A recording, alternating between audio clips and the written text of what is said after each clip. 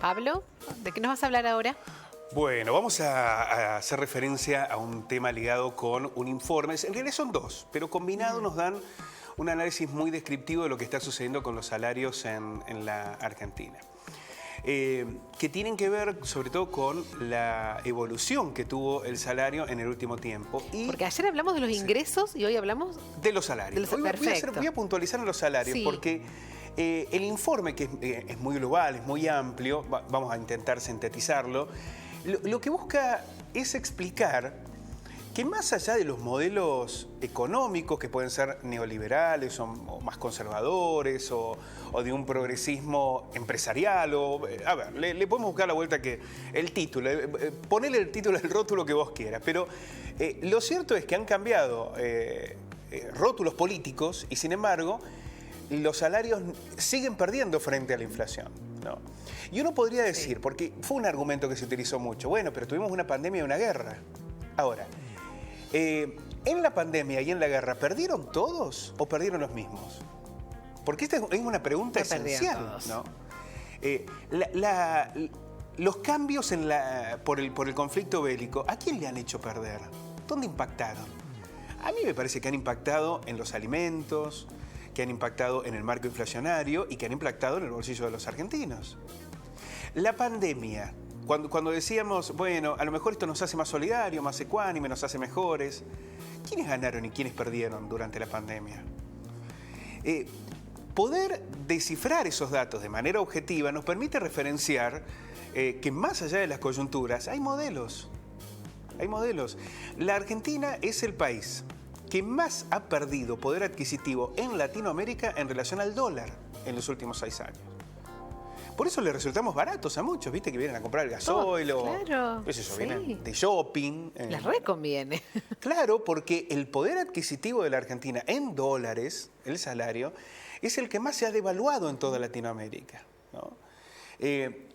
Poder referenciar estos datos permite descifrar, más allá de las lecturas políticas, del lado que uno quiere estar, quiénes realmente están perdiendo, quiénes están pagando los costos de la crisis. Vamos a hablar en detalle.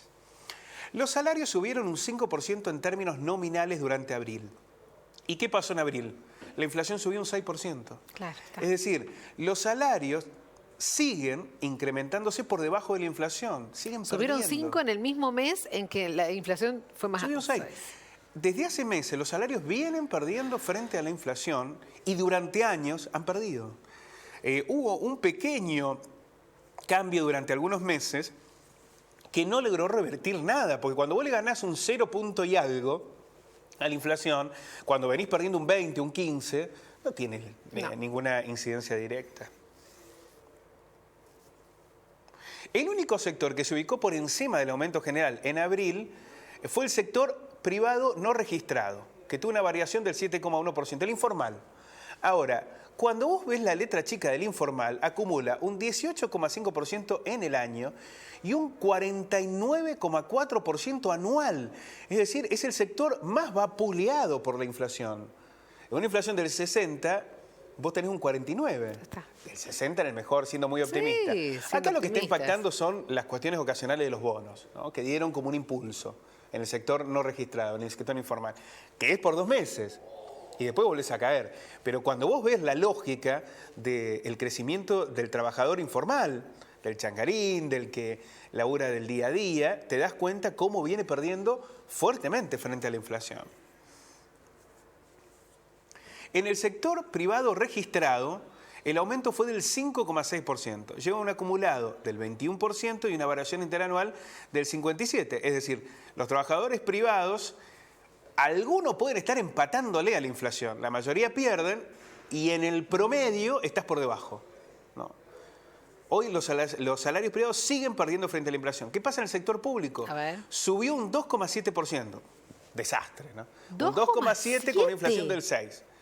En el año llevan un 21,3%, pero a nivel interanual el salario público sí está, si vos querés, un poquito por encima de la inflación. En el anual. A nivel interanual, bien. Esto tiene que ver fundamentalmente con que en los salarios públicos en general se acuerdan en febrero y marzo.